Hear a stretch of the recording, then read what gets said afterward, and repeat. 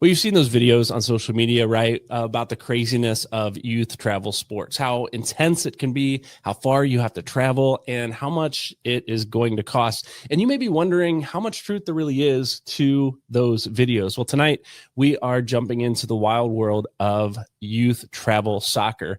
This is part 2 in our series of player development. And tonight we're focused on that age group when players move from small-sided fields and small-sided games to full-size fields and full 11v11 matches. And when that happens, opportunities open up for different clubs you can play for, different leagues you can play in. And along with that comes an intensity of training, more time on the field, more costs, and yes, more travel, depending on what you choose for your player and your family. So tonight we're going to jump into that. We've got a guest in Sean Black from Fort Wayne United Football Club to help us navigate that. He's been a part of a couple local clubs here. He's been a part of some clubs in Indianapolis and has a pretty well-rounded view of what youth sports, youth soccer specifically, looks like here in the state of Indiana. So stick around. We'll get into that right after this. This episode of Fort Wayne Footy is brought to you by OmniSource, one of America's largest processors, distributors, and managers of scrap and secondary metals based right here in Fort Wayne. Check out their services at omnisource.com. Fort Wayne Footy is also brought to you by LaserX, the Midwest's largest laser tag and arcade.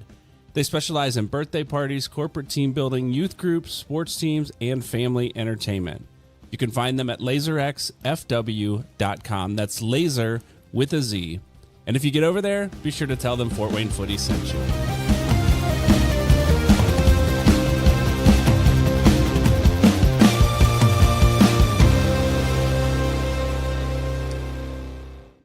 Hey, Fort Wayne, welcome to another episode of Fort Wayne Footy. We are happy to be here tonight and glad that you are able to join us as we talk about the wild world of travel soccer, of which all three of us have been a part as coaches and as parents at some level. My name's Brian, hosting the show tonight. Along with me, my co-hosts here, Micah Middendorf and Dustin Diller. Micah, I think we missed you last week. How are you? Mm-hmm. I'm glad to be back. Did listen to the show. That was awesome. Matt Hine is so knowledgeable. Mm-hmm. I actually inherited his team this year, and they are so far ahead technically, tactically than a lot of the other teams that we play. So huge shout out to Matt. Does a great job with the boys. Oh, sorry, Brian. Yeah. Yep. I was like, what happened? I was muted and I didn't touch anything. I don't know what happened there. So a little strange. Anyway, you know what didn't happen? What I was saying is what didn't happen last week is we didn't get any comments from anybody saying, "Where's Micah? You fired Micah." Oh my gosh. They don't care about me and Micah at all. Dude, it's only Autumn. That's who they care about. So we need to give the people what they want. Yeah. And let's like set the record straight. I did talk to Autumn today. She is still around. She's still alive. She ran a marathon last week and is taking this week off and looking to get back into it next week with our topic. So anyway, that's where she is, but she's not here tonight. Dustin Diller is. Yeah. How are you, man?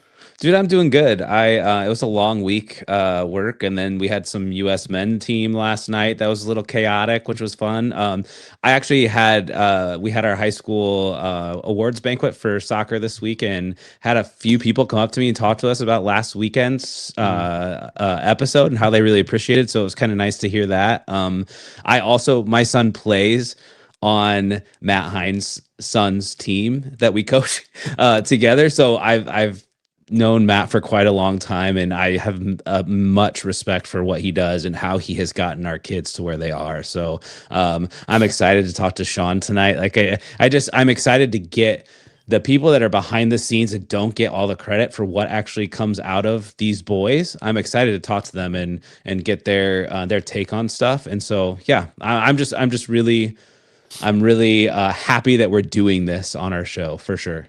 Yeah, we did. You both have already said it. We got a lot of great response last week about Matt specifically, but about the topic just in general. I think there's a lot of parents out there, and we prefaced this last week as we talked about, young player development as kids are just starting out, just getting a ball at their feet. What does it look like? How do we train? How do we learn to pass? How do we learn the fundamentals? There's Sorry, I just looked at Christina's comment there about a caterpillar on Dustin's face. Threw me off. Hey, Movember.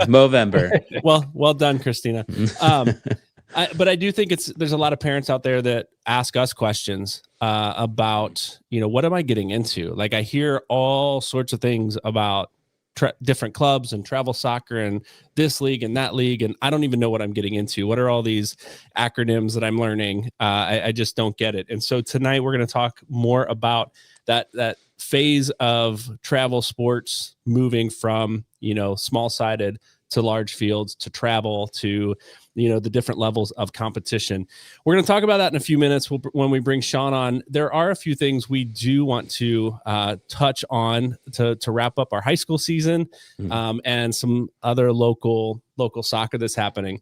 So starting with local soccer news, PFW men lost yesterday in the Horizon League Championship game to Cleveland State in the second overtime period. And I believe that is a golden goal, is what I learned in that league, that final. We were at the semifinal game against Green Bay. They got a little heated there in penalties at the end of the game. That was exciting. That was number 1 and number 2 in the Horizon League. So congratulations to them for that finish. I mean, they lost, but it was second runner-up in the Horizon League, and likely, I assume, moving on. I haven't heard in tournament play.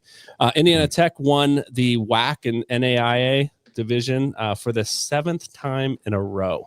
Jeez. That is crazy. We had Emerson Nieto on a few weeks ago to talk a little bit about their season and their playoff run, and so they'll be moving on in the NAIA national tournament on Saturday against Baker University in Kansas. So support them, get behind them. If they're streaming, watch the game. They're a fun team to watch. The local high school all district and state announcements were made. And so just some of the local kids that we've talked about over and over on our show. The boys honorable mention all state, Jude Romba from Homestead and Andres Rodriguez from Bishop Luers.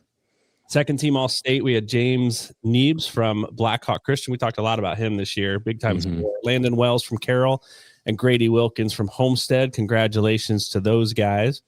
And then the girls, honorable mention to Madison Schwalm from Leo, Emma Swigert from Leo, Ashlyn Sagan from Homestead, Destiny, you know that name. Erksleben. Thank you. From Northrop, Nadia Ford from Carroll. Second team all-state, Aaliyah Douglas and Bryn Patterson from Carroll and Braylee Morris from Homestead.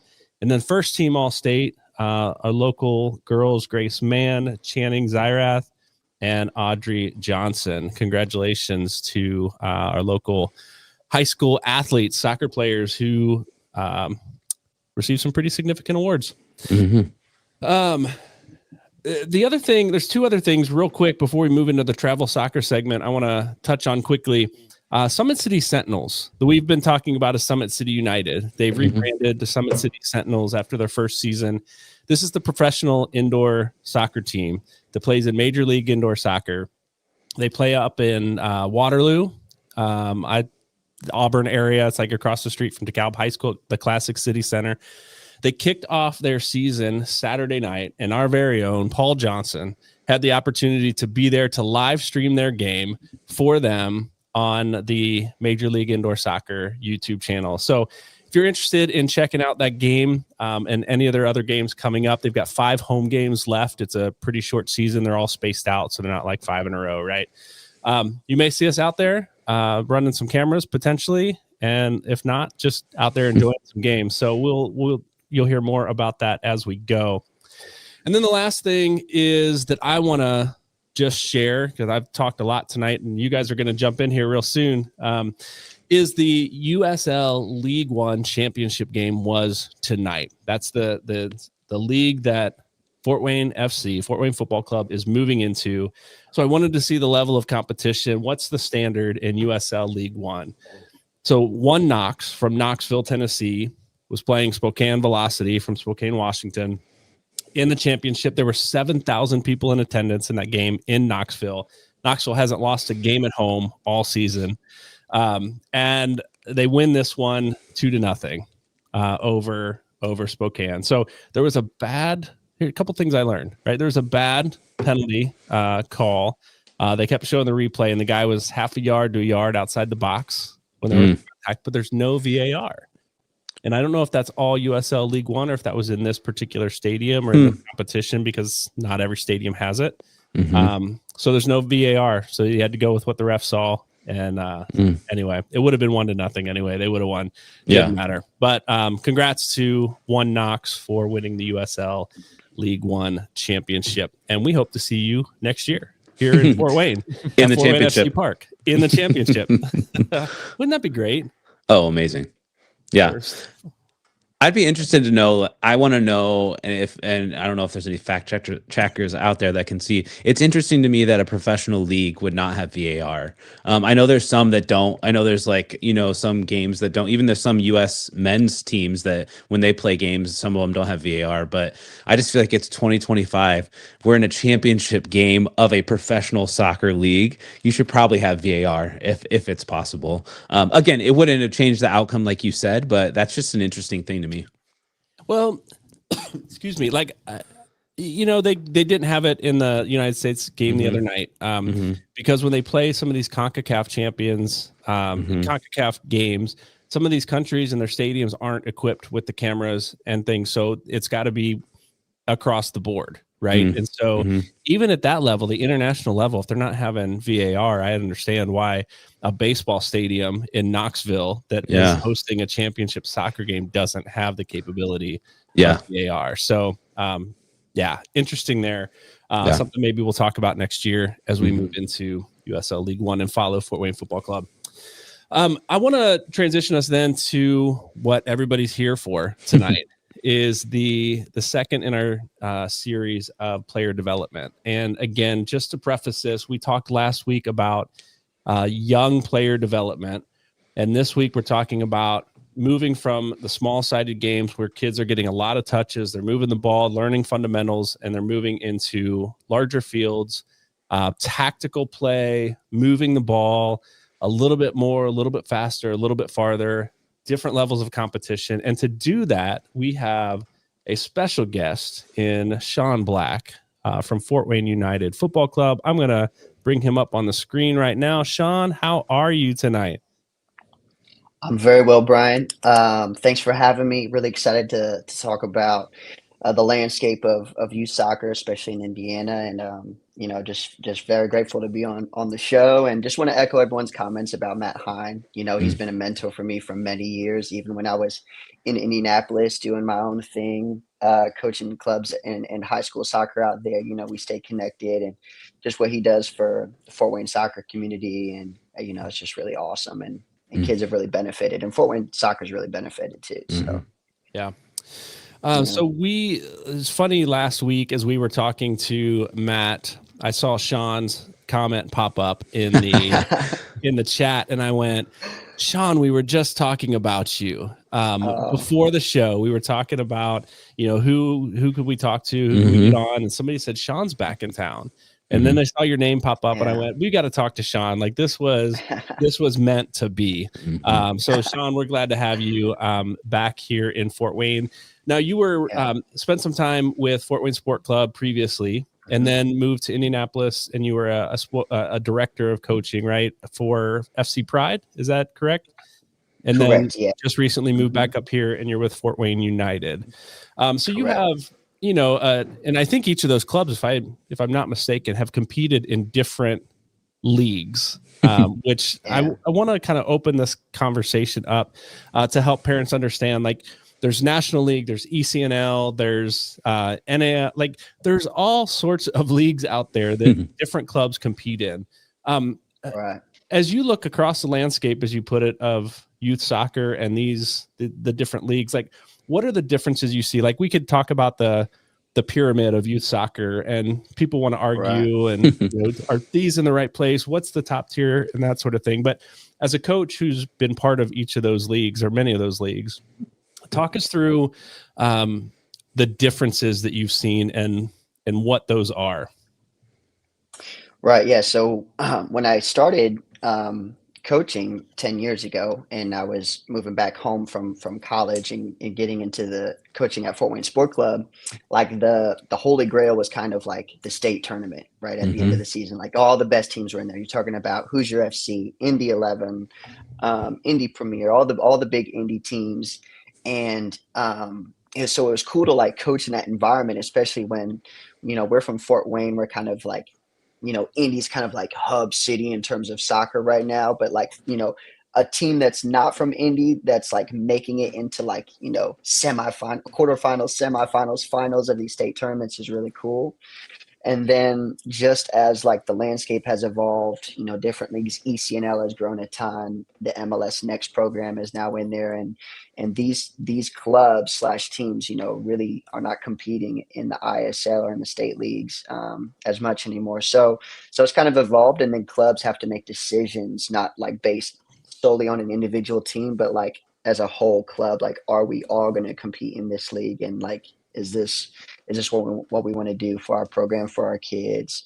So that's just kind of what's happening, and it's continuing to evolve, really. And I just wanted to throw in there, like, Sean, as like you being the director of coaching down in Indy, and you are trying to decide what league do we go in, like what factors into that, like what kind of things factor into the reasons as to why you choose a certain division or a certain league to play in? Yeah, that's a great question. I think it's maybe two part. One part is like, what's the best spot for my kids to compete in, right? Because you don't want to put them in a spot that's too low of level. You don't want to put them in a spot that's too high level. You want that great matchup, really good competition for the level that you're at. So I think that's one component. And a second component is, a lot of clubs and players, they want to get recognized. They want to go play college ball, right? So you got to put yourself, I think, in a league, also with that mindset of, how can I get exposure to my kids so that they can get seen, so that they can get recruited. So I think it's twofold there. No, that's good. We just had a comment from Frank Connor wanted to throw up there. Sean Black, the man.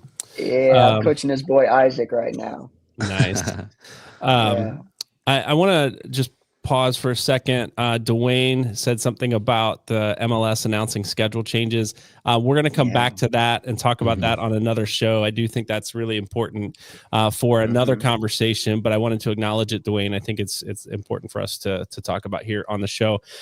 We do have Todd Gilpin backstage, executive director at Fort Wayne Sport Club. I'm going to bring him on into some of this conversation. Todd, how are you, man? Hey, not bad. Thanks for having me. Todd usually hangs out backstage.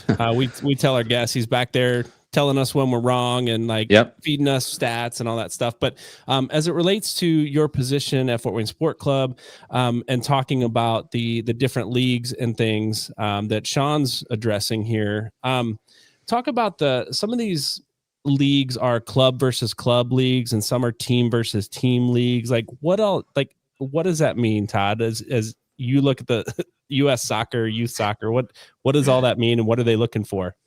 Well, you've got a lot of these club v club leagues, which Sean alluded to with the ECNLs, the MLS Next, NAL, some of those, and then you've got which is really a team-oriented league, ISL, and then the regional leagues of the National League, the GLC and Midwest, and things like that.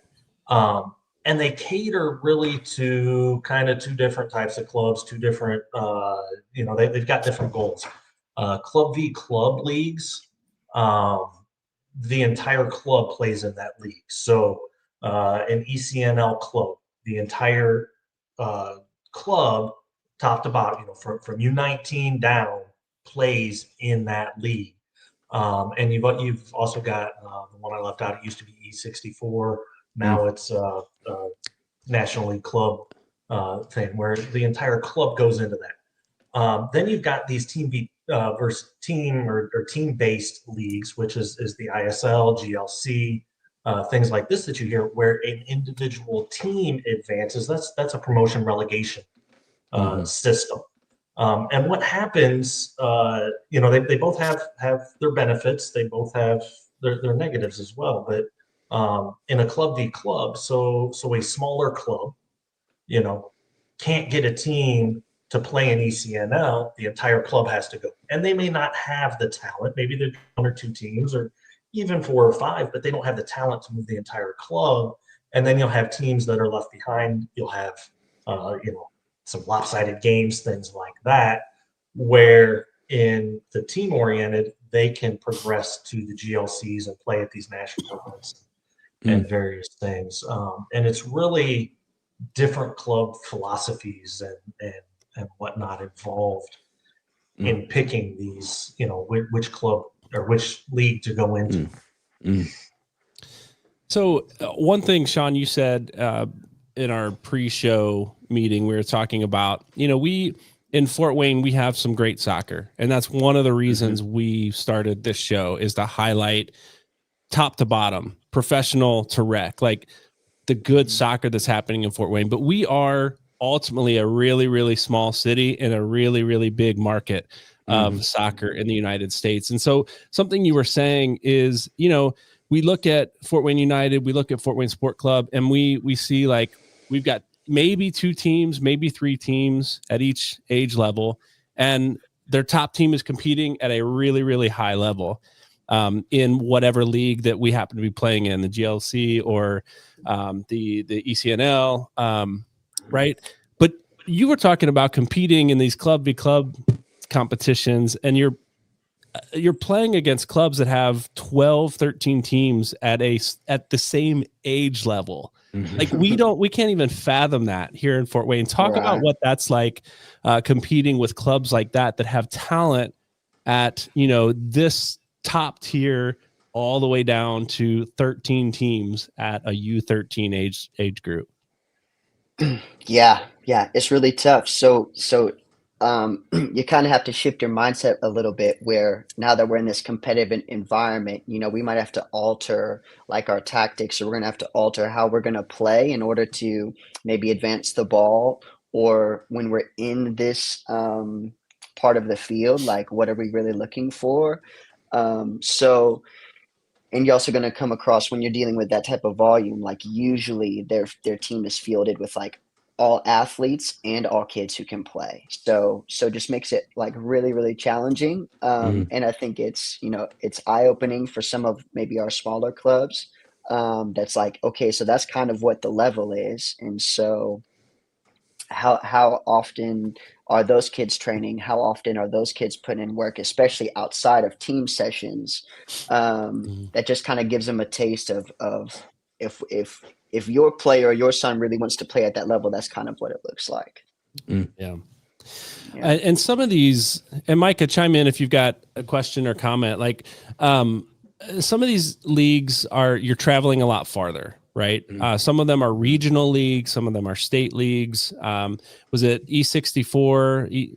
I think it was E64, where teams were traveling all over the country because there were 64 teams. Is that what that was?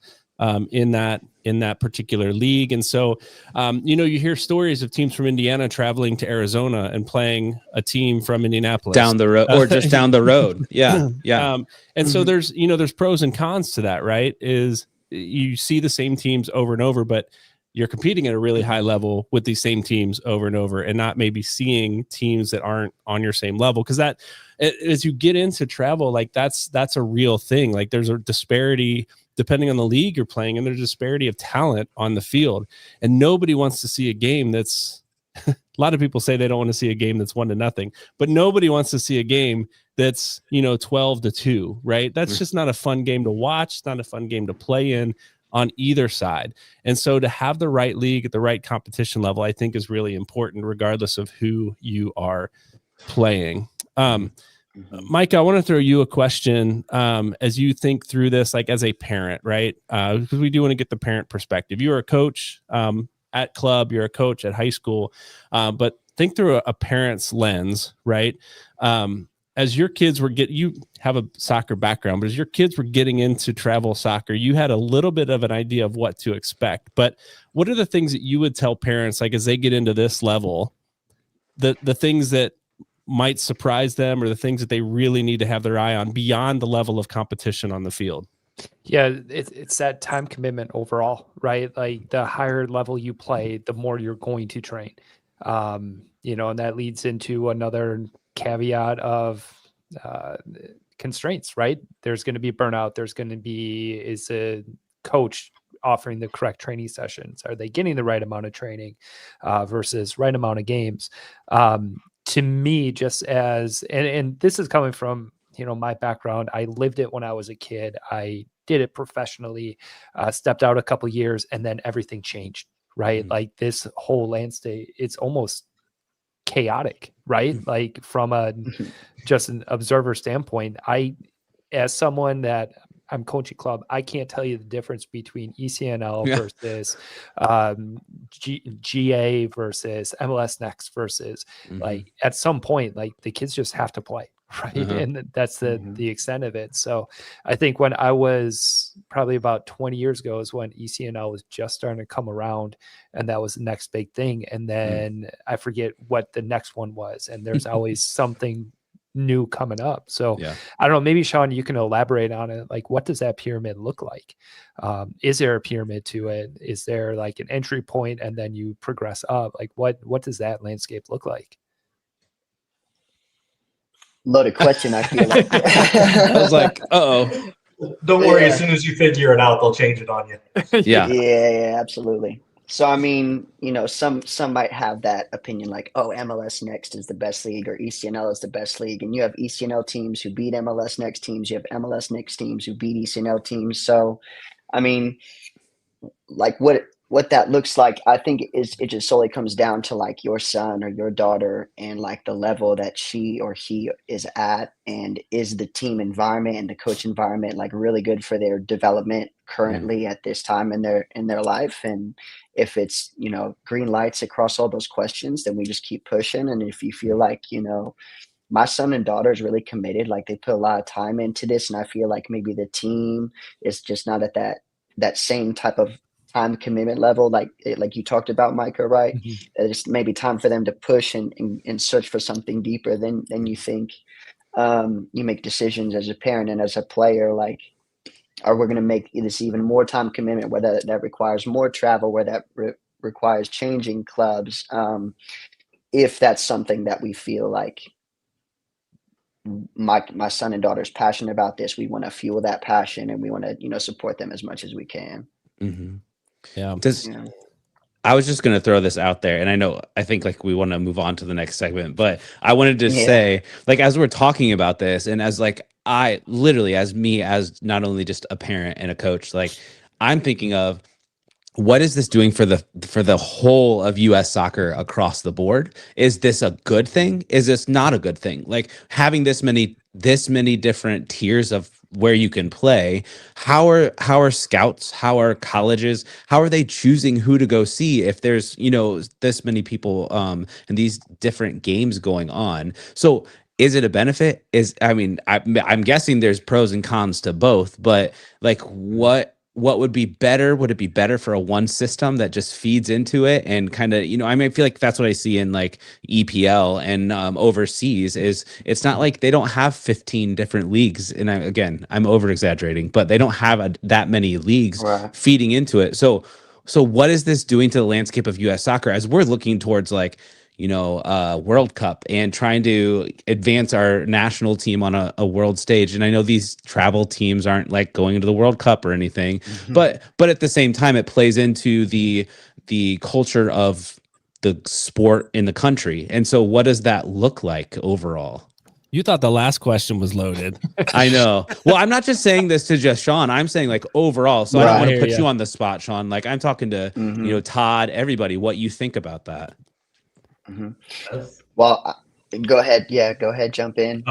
I was just going to say it's a bigger problem than the five of us. It comes from U.S. soccer. And it even comes down to when they do the age group change that they recently had. They didn't make a decision. They just said, "Oh, each league figure it out on your own." Yeah. Where 15 years ago we had one distinct pyramid, one national championship. Now you've got 3 or 4. You've got who's elite? Is ECNL elite? Sean alluded to it. Is MLS elite? In different parts of the country, it's different. Even there's other pop-up regional leagues in various cities and states around the country, and it. Somebody alluded to the money of traveling to Arizona and playing a team in Indianapolis. Yeah. If we had one pyramid in this country, where you start at, maybe a league that's in your area of the state, and you go to a state league and then a regional league, you wouldn't have to leave the state of Indiana and maybe Ohio and Southern Michigan to get very competitive games and very competitive teams. I mean, Sean, could you imagine if Club Ohio, we talked about Cup earlier, Nationals, Indy Premier, United, Sport Club, all those guys were in the same league? Your travel costs go down. You open up the market to more kids having the opportunity to play.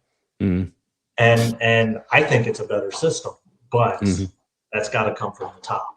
Yeah. What are your thoughts, Sean? Well, I'll jump in here. Like, I think. Yeah, go ahead. And I'd love to hear your thoughts, Sean, if you got something to share. But I just think, like, I love that you can play really competitive games regionally.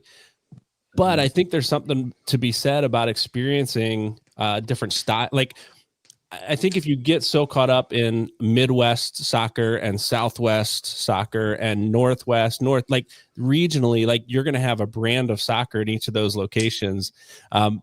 That is, maybe that's a good thing. Maybe it's not, but I think exposure to different styles, different climates, even as kids are playing, is a good thing. I don't think it's a top priority, but I do think it's a good thing there to get the exposure to, when our son was played in the futsal nationals a few years ago, just the teams that we saw at playing futsal, like, man, they played a different style of futsal with the team from Virginia, the team from Grand Rapids, the team from Fort Wayne, the team from Iowa, right? Everybody played a different style. So I do think there's something valuable in that. And then you get to the college recruitment, and we'll talk more about that last week, is what coaches are looking at these players and stuff like that. So I do think there's more that can be done. I just don't know what the answer is. Like, Todd, you're right. It's bigger than the 5 of us. John, I'll let you wrap this up if you got anything to share, and then we'll move on to the next segment. No, I agree with Todd. That would be the ideal situation. There's one system, all the kids play through it, whether there's promotion or relegation in terms of like those leagues. And then, all the talent, everyone's like concentrated. So people are able to come to one place to see, to scout, to experience. Unfortunately, that's just not how U.S. youth soccer is working right now. It's fractured in different leagues, and you got college coaches at ECNL events, you got college coaches at MLS Next events, and that's unfortunately clubs are just having to adapt to the environment. I want to transition us to the next segment that's more about the player, right? The player development. We talked a lot about the leagues and what parents maybe can expect and what's best for your son or daughter. And we'll talk more about that in a different context later in the show. But before we get too far, before we transition, I do want to make sure we thank our sponsor for the second half of our show, Dead One Pest. And we'll be right back after this. This portion of the show is brought to you by Dead One Pest Control. If you've been looking for a local pest control service in Fort Wayne and surrounding communities, look no further than Dead One Pest Control. They work with both residential and commercial clients to get rid of all types of pests, including those dreaded bed bugs. No job is too big or small for them to handle, so you can count on their capable crew for whatever local pest control service you need. Reach out today to schedule an appointment at deadonepestcontrol.com. And remember, the only good pest is a dead one.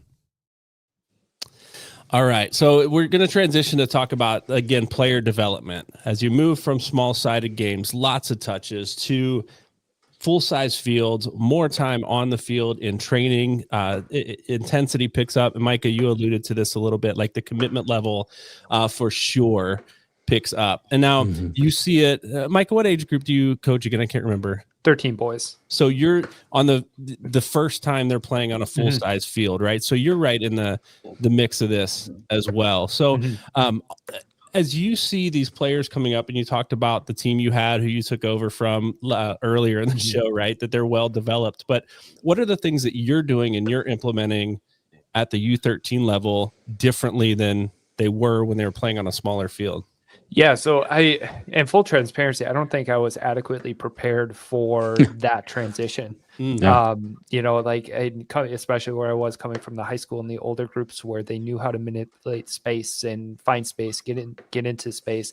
It probably took us 3 or 4 matches to really understand like the space that they have and how to get into that space, especially trying to play out of the back. Like they're trying to play these balls through the middle, and we're missing a wide player, right? We're missing that width. So it took them a little bit to really adjust to it. And also I think the athleticism gap is more real with the increase of space. So you see the real athletes where there might not necessarily be technically as gifted, but they find a little more success. You know, and then you look at the player development piece where, you know, I have some players that are playing up and they're, you know, 10, 11 years old playing against 13-year-old boys. There's a difference. And especially at that age where you have your kids that develop early, and then everyone else, you know, it's like men among boys at that point with some of them. You know, so there's a lot of different factors that go into that transition from U12 on the small sided, less numbers into the 11-sided game. That I want to throw a question back to you then, Sean, because I think you're a U11, U12 director. Is that right? And so you got them just before they make that transition to the full field at least at Fort Wayne United right now. What are you doing at that level that prepares them best for the full size and the space that Micah was talking about? Yeah. So I think again, it's 2-part. Number one is we need to refine their technical ability, because I think it's pretty much my belief that as they hit U13, pretty much their technical ability should be like pretty polished, so that when they enter that full size field, like they've got all the tools, they've got all the skills.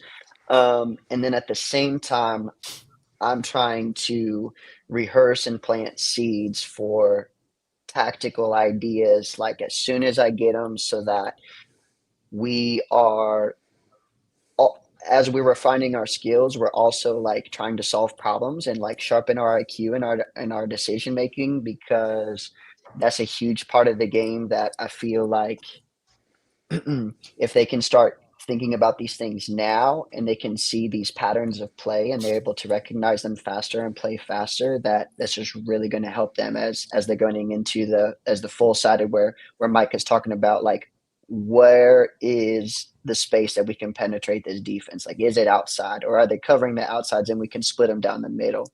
Or they're all pressing up high so then we can go over the top. So like, can we start to recognize these ideas as early as, you know, U11?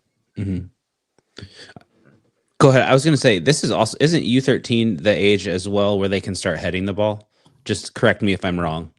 That's when, so when we talk about like development and all that kind of things, and we talk about puberty and growth spurts and all of that, and then we add in, you know, the heading. I speak to this because my son that is now almost 16 has had 2 concussions, and so I think a lot of times we think of training and all of that kind of stuff, but we also need to think about what does that look like on the kids' bodies as they're growing. And so how does that play a role? Obviously, I mean, you can see, I mean, I think all of us when our boys played on Osnabrück, we played the indie team. I can't remember what that kid's name was.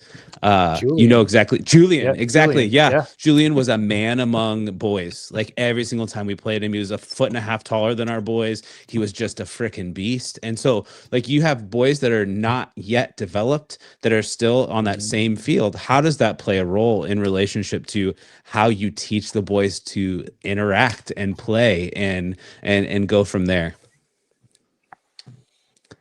Yeah, I think athleticism is. I mean, imagine if Giannis Antetokounmpo played soccer, right? Yeah. I mean, that would be insane. Yeah.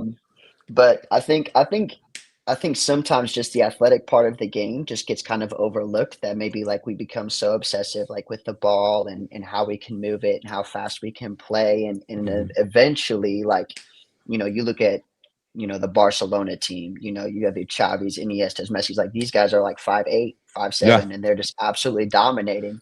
Yeah. But that's because they do have such a great understanding of like how to manipulate the defense, and their technical skills are so great. But we're U11, U12, U13 Indiana soccer teams. Like we're not going to be able to. We don't have that technical ability. We don't have that IQ yet. So athleticism can like cover up so many mistakes that maybe you might not have the most technical skills, but you can cover ground crazy, and you're physical and get a good touch, and maybe you can smash a ball, and that'll get you a lot of success at this age. So I think it's often overlooked, and that just having an understanding of that is pretty important, I think, for all parents. Yeah. I think this is where, as Matt talked last week, he talked a lot about fundamentals, and I hear you saying the same thing, like technical ability with the ball, fundamental touch on the ball. Are you able to dribble? Are you able to make a pass? I think comes into play in a big way as you move to a larger field. So you talk about athleticism, and that, the super athletes out there can run all day, but they can't be at every position on the field either. And so I think tactics have to come into play a little bit more at this 11v11 size. And Sean, you talked about helping students problem solve and think quickly. Because if you move the ball fast, that athlete's not going to get to it, right? You've got to be able to move the ball quickly, and having players who can recognize spacing, I think is really important. But that first year at U13, Micah, you talked about it. I remember when my son played at that level, it was like everything was like super narrow. Nobody was on the touch line because the field was twice the size of what they were used to playing on. So it takes a while to make that adjustment. And I'm just curious, Sean, in your coaching experience, or Micah in your coaching experience, and Todd, and I know you coach as well, and Dustin. So anybody can jump in. Like, when do you start seeing students recognizing, is it the U13 halfway through the year? Is it U14, or is it finally U15? They're like, we've got space. We can play with the ball out here instead of going down the middle all the time. Like, maybe it varies by club and your tactics and your style, but when you start seeing that flip switch, for that switch flip, that's what I meant to say, for students in a general way, like, that they can start seeing the game and reading the game differently than they were on a small field?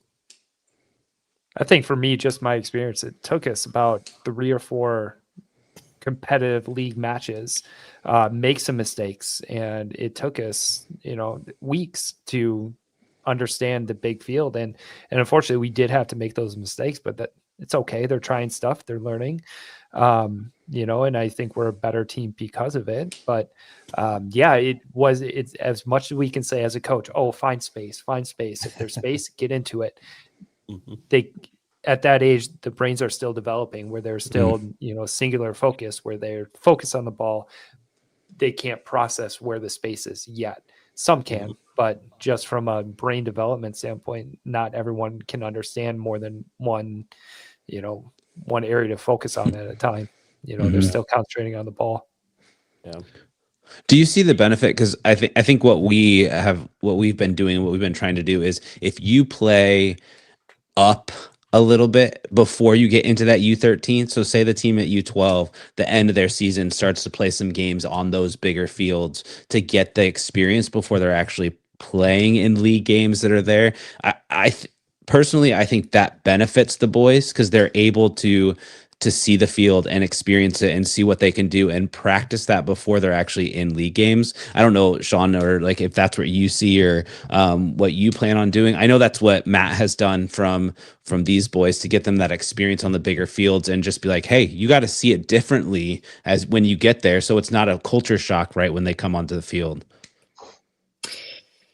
Yeah, I think it's like a team development / player development type idea where you can sprinkle in some of those players who are at the younger ages and give them opportunities to play up, and so they're experiencing some different positions, some new spaces, some new responsibilities, and then even as a team development. So some clubs, let's say U12, in their spring season, they'll just go play U11, or they'll just go play 11v11. So they'll kind of like, not play that last season at a 9v9 format, but they'll go play 11v11 so that they are better understanding of roles and positions. Now, whether that's like the right thing or the wrong thing, everyone's got an opinion on that. But that's how some clubs do approach it. I wanted to ask, and again, this roundtable, whatever, anybody can jump in here. Like, just the question being, Sean, you mentioned finding out, like, as you are choosing a club or choosing a team, like what's best for your family, what are your kids' goals and what do they want to do and what level do they want to play? Share from a coach, from a parent's perspective, anybody jump in, this idea of everybody wants to make the top team, right? At whatever club they play for, they want to make the top team, but maybe their skill, their development, they're not ready for that top team. That it's okay to play at a B level, a C level, or whatever, because that's the level of development that you're at currently. And there's maybe opportunities to move up and down. But I think parents, all of us, want our kids to play at the top level. How do you coach a parent through that to say, like, I know your son wants to be here, your daughter wants to be there, and they could be there, but they're not yet ready for it. And to put them in a competitive environment where they're always behind developmentally, maybe they're not as fast. Their body's not as big, right? We talked about some guys hitting puberty sooner than others, and their body's just not as big to compete at that level. How do you coach a parent through that really really believes or thinks and wants their son or daughter to be at a higher level than maybe they're ready for? Am I batting lead off? Go for it. Yeah. And I can take it. It is very child specific sometimes with what they need, but a lot of times it's, yes, you may get opportunities if they're one of those bubble players. You may get opportunities, but you're going to get a lot of playing time, and let the game be the teacher. When you're in the games, with the second team, you're going to get a lot of playing time. With the first team, not so much. So where do you want to be? Do you want to play? Do you want to, maybe sit the bench and watch? And there's something to be said for sitting and watching a higher level as well. But the game is the best teacher, right? More so than the coaches and whatnot. Getting out, playing the game, touching the ball, getting yourself into some of those situations, and you're going to get that more on this team than over here on this team. Especially at the 11, 12, 13 level. How many times, Sean, you've been around a long time, how many times have you seen, maybe the small kid that's not as fast, not as strong, but is playing, develops the technical ability, gets that game awareness, and now once they're just as strong and just as fast, leapfrog over that kid that was maybe the fastest, strongest, that got away with the athleticism and having success, that now now they're 16, 17 years old and they flipped, right? Which that happens a lot. You hit U15, U16, you see some kids flip from A to B a lot because of that maturity, and they've had to learn the game and become technically sound to have successes when they were the smallest, the slowest, things like that. Well, and does it also, I think it forces the kid sometimes to like prove themselves, and they get the chance. I mean, I speak from experience because my son was not on the top team, and he worked himself to then make up onto the top team. And we say all the time, we are so grateful for the fact that he was not on the top team for those 2 years that he was, because he got so much more touches on the ball. He was able to develop as a leader on the field. He learned how to play so much better, and he would agree with like everything that I'm saying. And so that's what I tell parents all the time is, just because you're U11 or U10 and he didn't make the top team or she didn't make the top team, they're going to prove themselves, in that moment, in adversity, in what they want. If they really want it, they're going to work at it, and they're going to push themselves to that point. And so, yes, obviously every kid should be, if you're competitive, you should want to be up there. You should want to be playing in the top divisions and leagues and games and teams that you're playing. But if you're not there yet, prove yourself, get the skills, get the technical skills, put in the work, and then you're going to get there. And when you get there, then maybe you're starting, maybe you're not, you know what I mean? But when you're on a team, play to the best of your ability at that point in time and prove yourself, and people are going to recognize it. Coaches are going to recognize it, and they'll get where they need to be if they put in the work. Yeah. I remember the first tournament, right? When Jack, your son, played with, the top team, right? And there were a couple players that came up that year that moved up. And we, as parents, that our kids were on the A team or whatever we called it at the time, right? We're like, this is awesome because we couldn't score goals last year. We could possess the ball for 90 minutes of the game, but we had nobody that was hungry to score goals.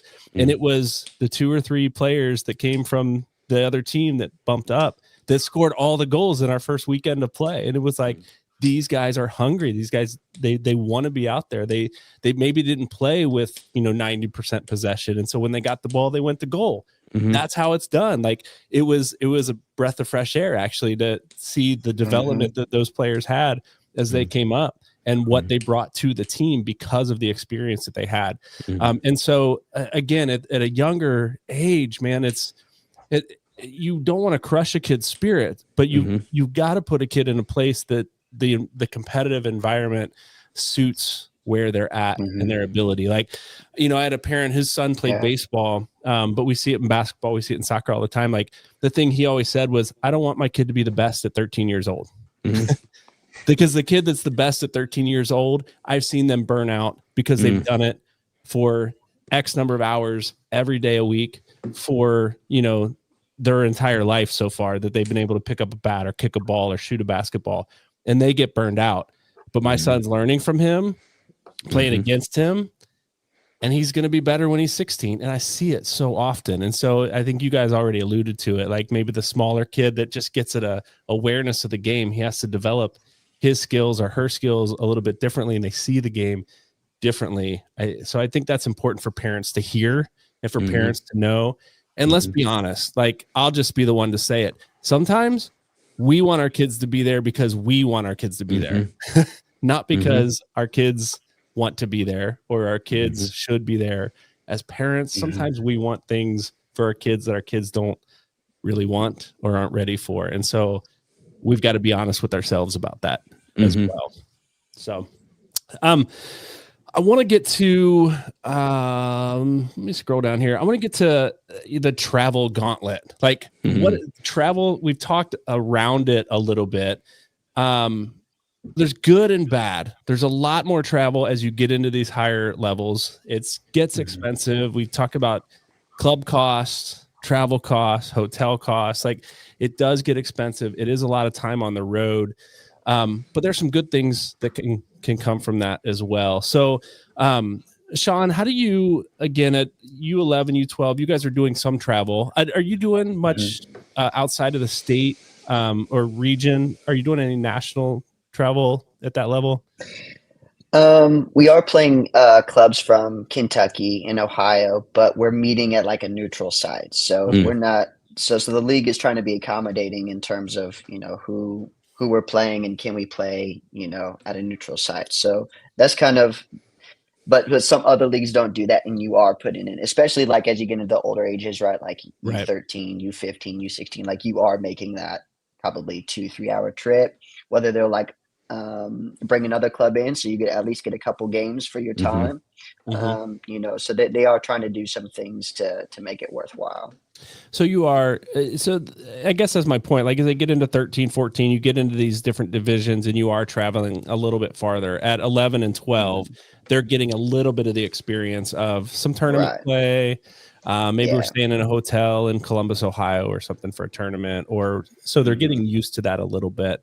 But things change as they get into these higher leagues. Like Mike, Dustin, talk from a parent's perspective as your kids got into travel soccer and the time commitment as a parent, the financial commitment as a parent that people have to look forward to.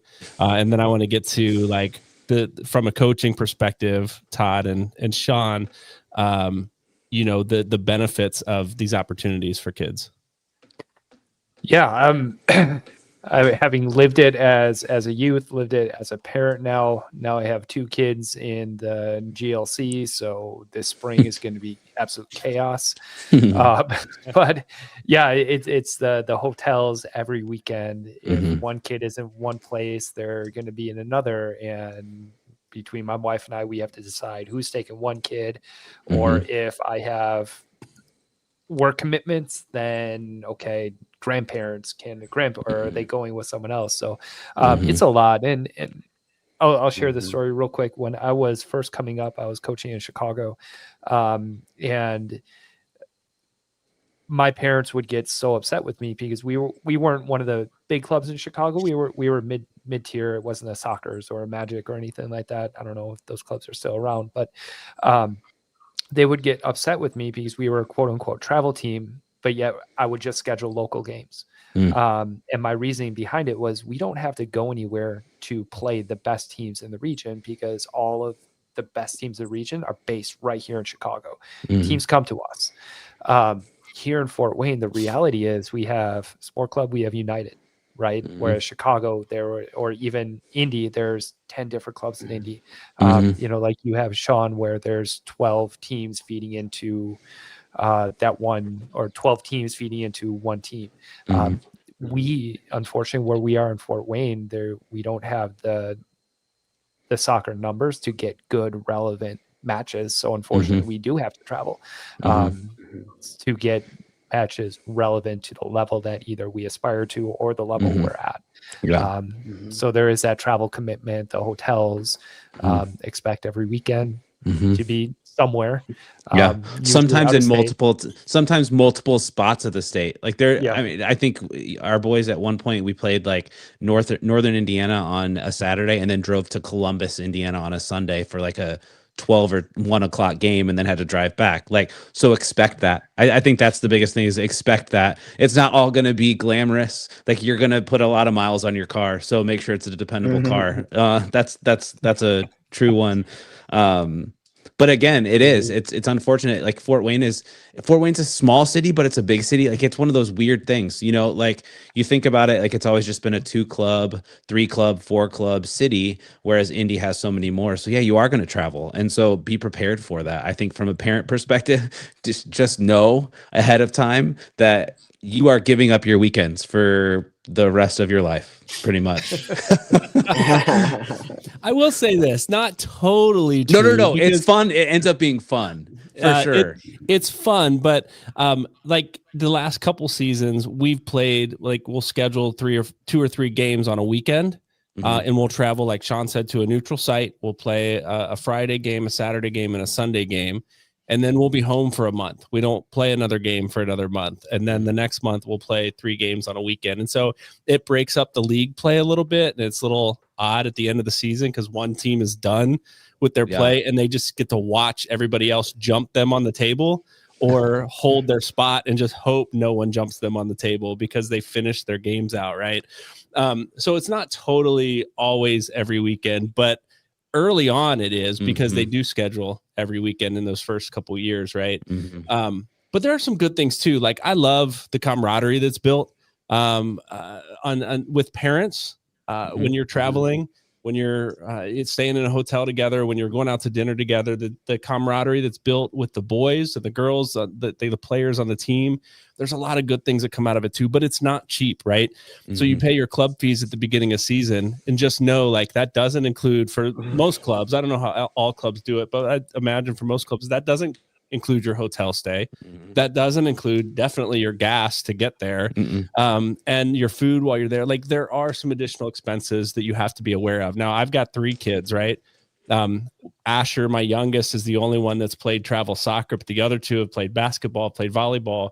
And our spring, man, I'll tell you, Micah, like you said, you got to get grandparents involved sometimes. We just had friends like, you know, I'm going here with my son and my wife's going here with my daughter, and my other son has a tournament in town. So he's just going to stay with a friend. Like, I don't know what to do with him. Right. And so there are some sacrifices financially and time commitment wise you have to make as a family as you get into this level of play. And now it's not like at 15 years old, you're going to be doing that. There are rec leagues, there are other leagues. I'm just saying, if you want to advance in this higher levels of competition, it's something you need to look forward to. But I want to get to Sean and Todd, like as a coach, the benefits that you see of exposing your players, your team to other teams outside of your region, outside of your city, the benefits of traveling together, and maybe some of the downsides you see as a coach that maybe are hard for you, even because you're on the road more than we are, probably, because if you're coaching multiple teams, right?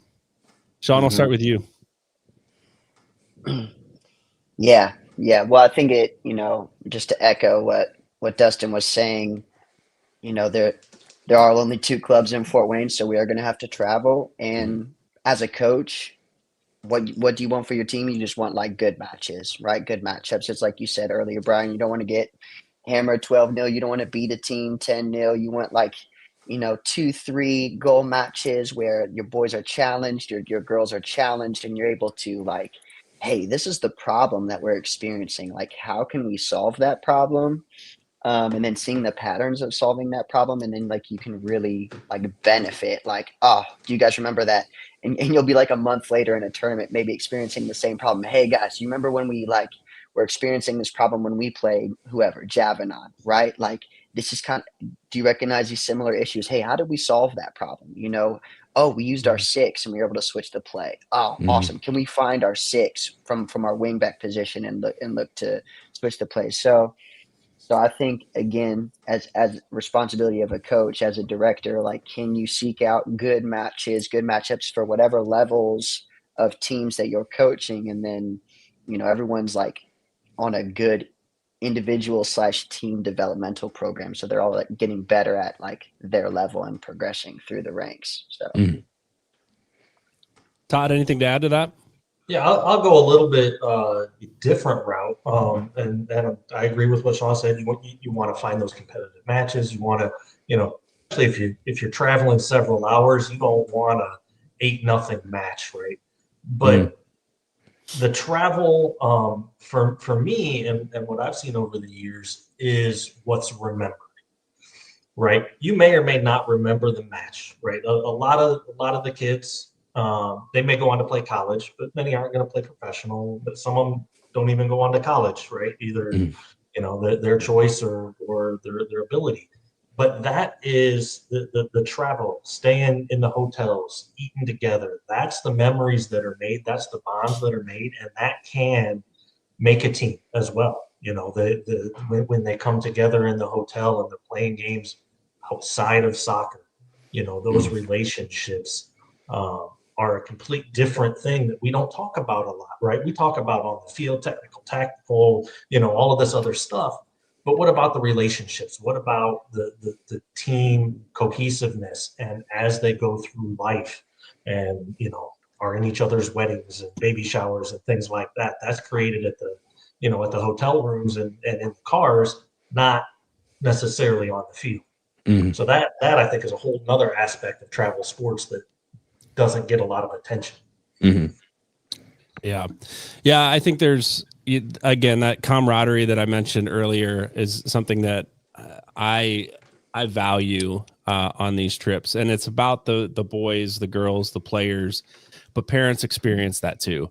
And so some of my best friendships have come from these travel games, just being on the sidelines, sitting in the hotel while our kids are running around crazy, playing tag, at Embassy Suites or whatever. And we're just like, we just need some quiet space to sit and get away for a little bit. Like, that's fun for parents as well. And so you've got some things to look forward to in that sense, as well, as much as you're willing to jump into that full on. So, man, there's so much more we could talk about. It's 5 after 10. We've already gone long. I think we've got about 4 shows worth of content that we could have done just in this one. And here's the thing. I'm not going to promise anything, but I do think there's something here that we could build upon as Fort Wayne Footy, and maybe it's a side series we do on our YouTube channel. But I do think this is something that people are really, really interested in and want to hear more of. And so if you have questions specifically related to travel sports or travel soccer, player development, what it looks like to, for a young player to set their sights on playing in college, we're going to talk about that in a couple of weeks as well. Like, send your questions to us, either just in the chat here on YouTube or on Facebook if you're watching live or you're watching later. If you're listening to this later in the week, send us an email, info@fortwaynefooty.com. We would love to be able to answer your questions because we know they're out there. And if we can be a way, if we don't have the answers, we have access to people who probably do have the answers or can help coach you through it. And we'd like to just have them on the show and, expose you to some people that know the world even better than we do. In youth soccer. So send us your questions, send us your comments. If you've got anything, feedback for us on the show tonight, to info@fortwaynefooty.com. We do want to say this, we've got some cool opportunities as a team, as a podcast team coming up. And I've been blown away by people calling and saying, how can we help you? How can we support you in what you're doing? And so if you are there and you would like to support us in some way, Patreon, if you're an individual, is a good way to do that. We'll put the link in the show notes in the description. You can support us on a monthly basis or one-time donation. That's a possibility over there. If you own a business or run a company or an organization, you'd like to support us that way, we do have sponsorships that we can get you some information there. But we're, again, been blown away by the support. And there are some opportunities out there for us if we just had the support, the financial resources, and the equipment and the things that we needed to do. We'd love to expand, but we're not going to do that until we're in a good place with that, which we're moving in that direction. So for those of you who are already supporting us, thank you. You heard our sponsors earlier, Christina and Ryan, our Patreon members, and we've got several others of you are over there for the extra content, which is great. Consider supporting us that way as well. Thanks for joining us. Dustin, Micah, Todd, Sean, thanks for being on the show tonight. And we will look forward to talking to you more next week. Have a great one. Thanks.